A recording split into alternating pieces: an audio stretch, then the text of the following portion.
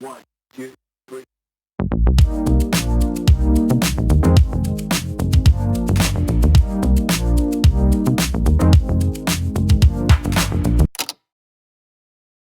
Hi, puzzle pieces. Today I wanted to speak with you all about spirituality, especially with the times that we're in now. Spirituality is more at the forefront. It's not taboo, it's not hidden, and now we have access to all different branches, various branches. We have people that are into divination. People are more out in the open with witchcraft. There's hoodoo, voodoo.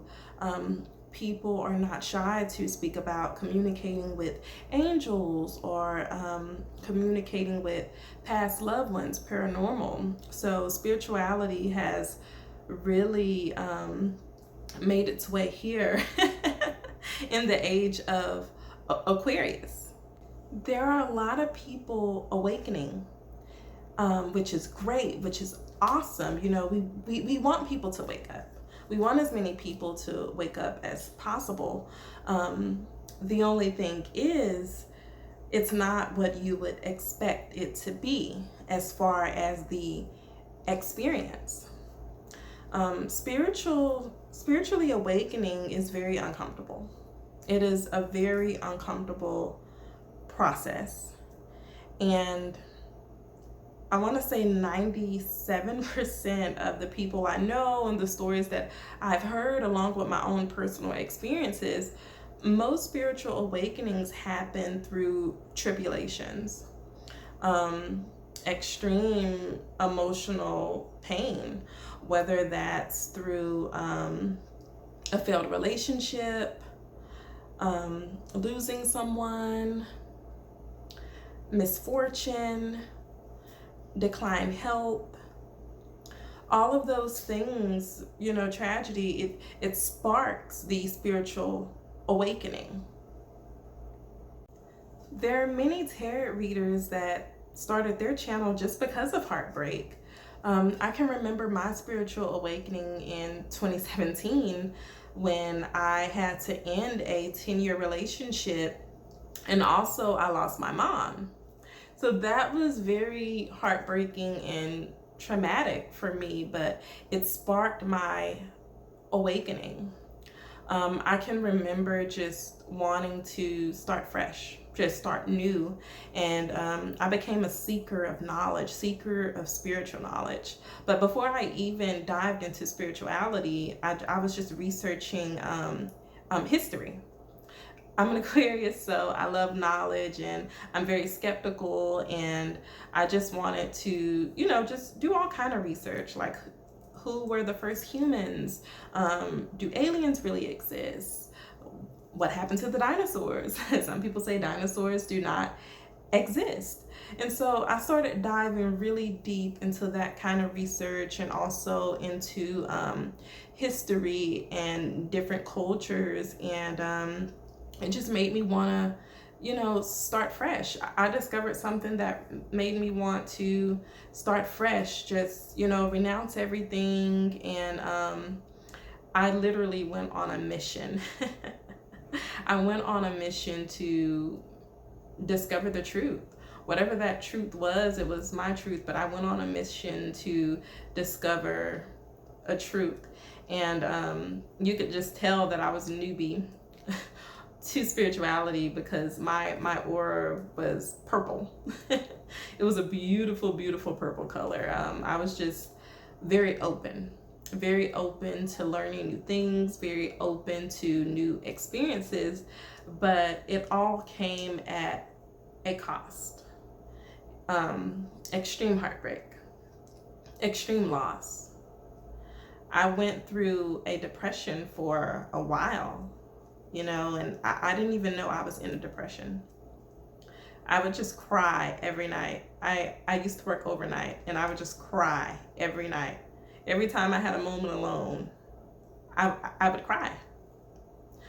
And after a few weeks of that, the universe sent me catalysts, specific people who I was meant to meet and interact with that would lead me to where I am today. There's a person that I met that after I met this person, I didn't cry anymore at all at night.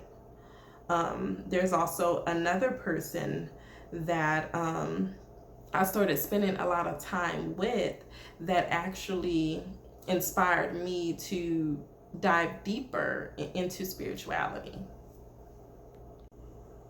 As a spiritual practitioner and also a spiritual mentor, I'm torn.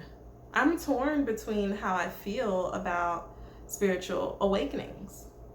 Because spiritual awakenings are beautiful, but they are also super traumatic and tough to get through. I have so many people that I mentor come to me brokenhearted, broken, just experience very, very traumatic experiences. And those experiences are triggers for their awakenings. So my heart goes out to them, you know? But then I also have to explain to them, well, now your journey begins. So I'm excited because now you're on your path.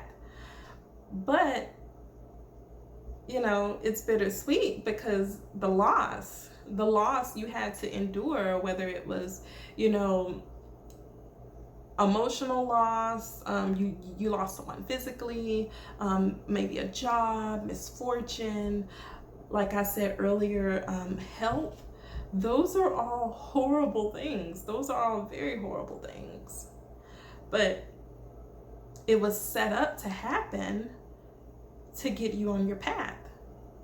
Because now you've awakened. And the worst part about it is, well, I'm not sure if I want to use the word worst, but it doesn't stop. The traumatic experiences do not stop there. There's still so many lessons. There's still so many lessons that you have to learn from. And lessons are not fun. They're not fun.